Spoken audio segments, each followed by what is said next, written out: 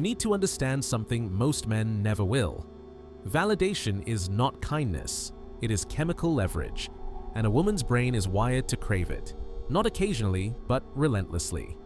Every compliment, every glance of admiration, every message that affirms her worth triggers a dopamine release almost identical to the effects of a drug. Not a metaphor. This is neurobiology, but here is what no one teaches you. Like any drug, validation loses its power the moment it becomes predictable. You praise her constantly, her mind adjusts. Her thrill fades, her tolerance builds. What once lit her up now dulls her senses. You believe approval will bring her closer. It will not. It will make you invisible. The men who understand this do not chase. They calibrate. Because they know, scarcity breeds desire, consistency breeds contempt. When you withhold validation, her mind shifts into search mode. She starts to chase, not because you played games, but because you introduced the one stimulus her nervous system is designed to respond to: uncertainty. Think of validation like a bank account. Most men overfund it. Compliment after compliment, hoping for affection in return. They make deposits like beggars. A fatal mistake. The high-value man lets the balance rise and fall. Just enough to keep her engaged, never enough to make her feel secure. That is the 70-30 rule. 70% you offer approval, presence, and connection. But the other 30, you withdraw. You return to your world, not out of coldness, not out of disrespect, but because you are not there to be consumed. You look incredible tonight. Make it specific. Make it real. Let her feel it was earned. You always look good. That is not desire. That is background noise. Do not repeat the flattery every man offers. That does not move her. Instead, praise her mind when it cuts through the noise. Praise her originality when she creates something meaningful. Praise her strength when she makes the hard choice. These are the validations that hit her core, because they affirm the self, not the surface. Machiavelli understood this long before psychology had a name for it. Power is not giving everything. Power is giving selectively. Validation is leverage. Spend it like an investor, not like a gambler throwing his last coin into the dark, but be careful. There is a thin line between mystery and emotional neglect. Too much distance and she grows cold. Too much attention and she loses interest. The mastery lies in the rhythm.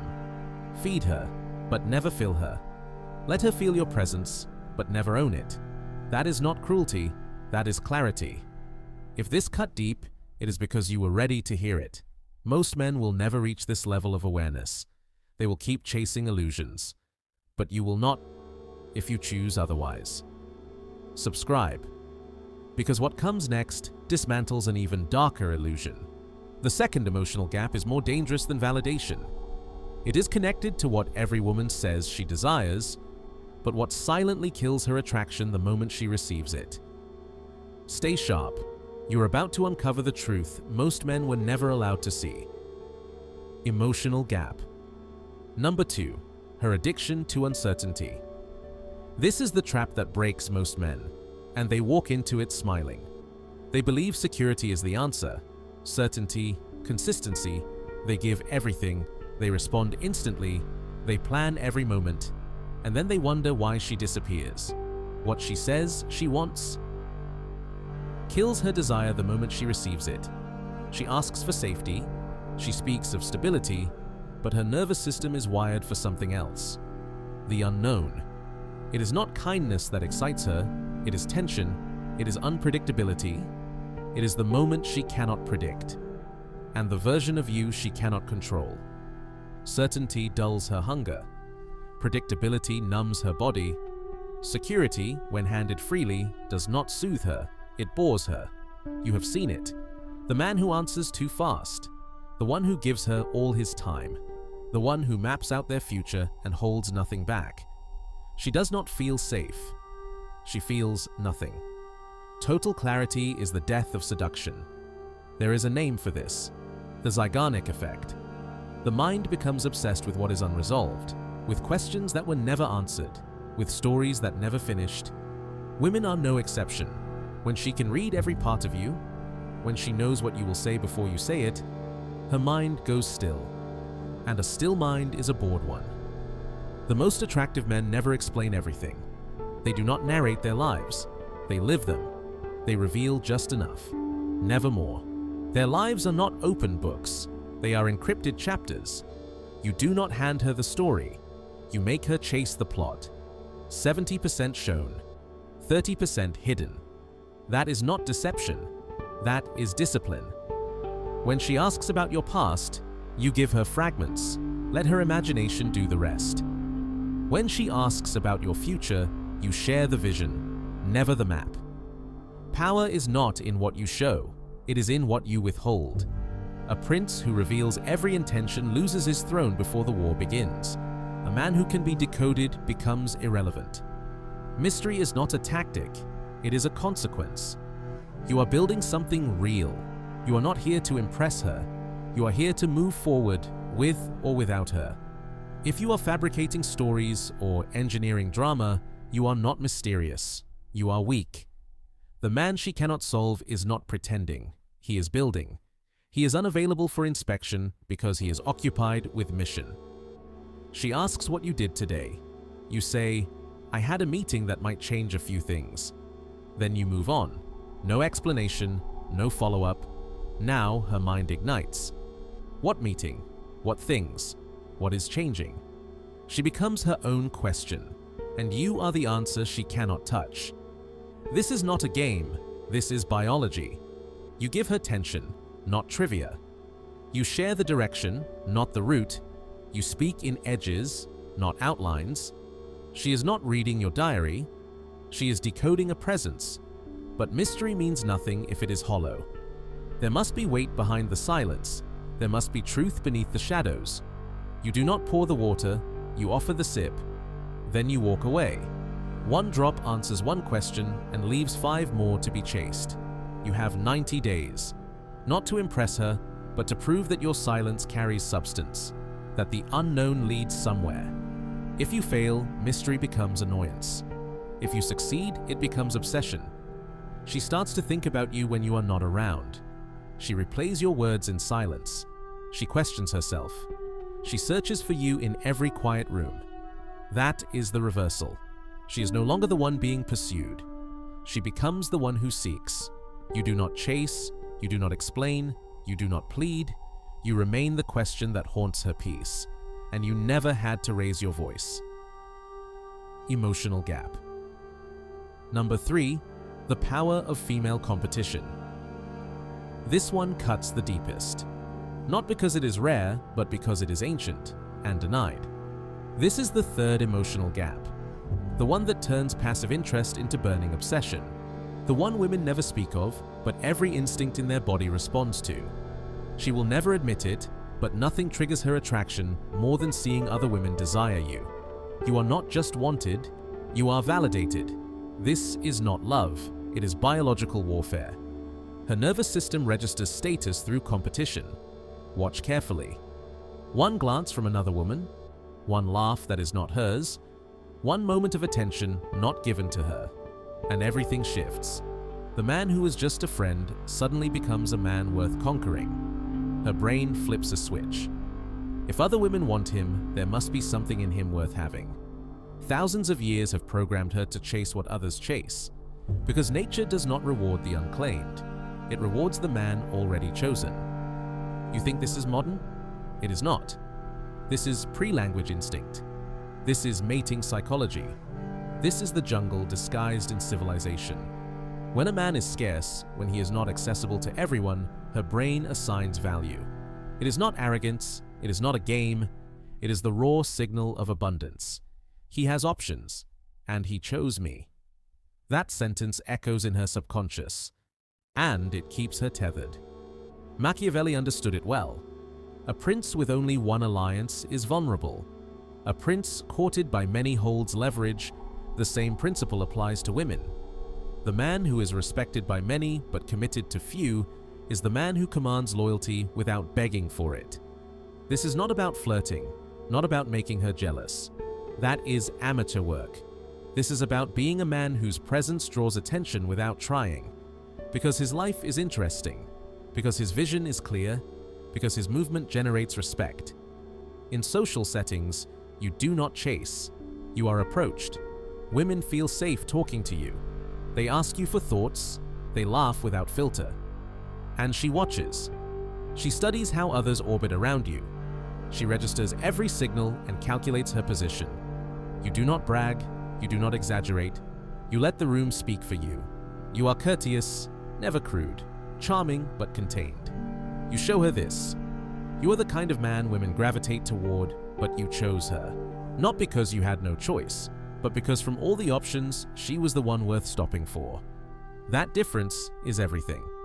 When she feels she could lose you, when she senses that your attention is not guaranteed, a chemical shift occurs.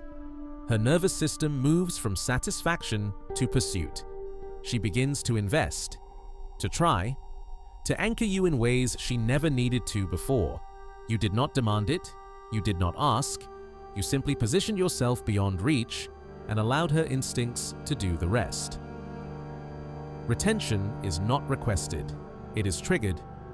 But this emotional gap cuts both ways. Use it without precision, and it will destroy the very connection you built. Push too far, make her feel like she is constantly competing, always trying to earn your gaze, and you do not create desire. You create damage.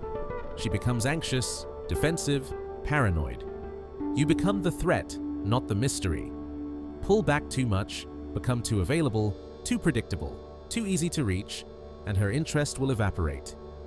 She stops imagining you with other women. She stops valuing your attention. She begins to see you as ordinary. The balance is not emotional, it is strategic. She should feel it, just enough, that you have options, that you are desired, that others notice you. And yet, you chose her. Not because you are playing a game, not because you are trying to provoke jealousy, but because your life by itself pulls people in. You do not treat her badly, you do not provoke. You simply keep moving forward, building something real, living with direction. And that alone makes her realize you could be anywhere, but you chose to be here, and that is what makes her stay. Now imagine this. You are at a social gathering. A woman approaches, asks you something. You do not freeze. You do not ignore her to prove loyalty. You do not flirt to make your partner jealous. You respond calmly, naturally, like a man who knows who he is and does not need to prove it. You are accessible, but not eager. Charismatic, but not performative. And she is watching, not what you say, but how others respond to you. The comfort, the laughter, the ease with which you move through the room. That observation alone changes everything, because now she is not evaluating you in isolation. She is measuring you through the eyes of other women. Another moment. She opens up, tells you something personal, a problem, a stress, a fear. You listen, you support, but you do not become her therapist. You do not make her emotions your home. You do not abandon your priorities to become her emotional cushion. You hear her without losing yourself, because the moment she senses that you are no longer centered, you stop being her anchor and start becoming her outlet. You are not a free emotional service. You are a man with presence, with purpose, who chooses when and how to give it. Because the moment she senses that you are no longer centered, you stop being her anchor and start becoming her outlet. You are not a free emotional service.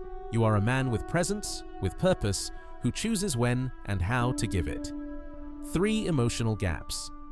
3 levers of psychological gravity. Validation addiction, the high she cannot quit. Uncertainty, the fire she cannot predict. Competition, the instinct she cannot suppress. Each one reshapes her perception. Each one determines how she pursues, invests, and attaches.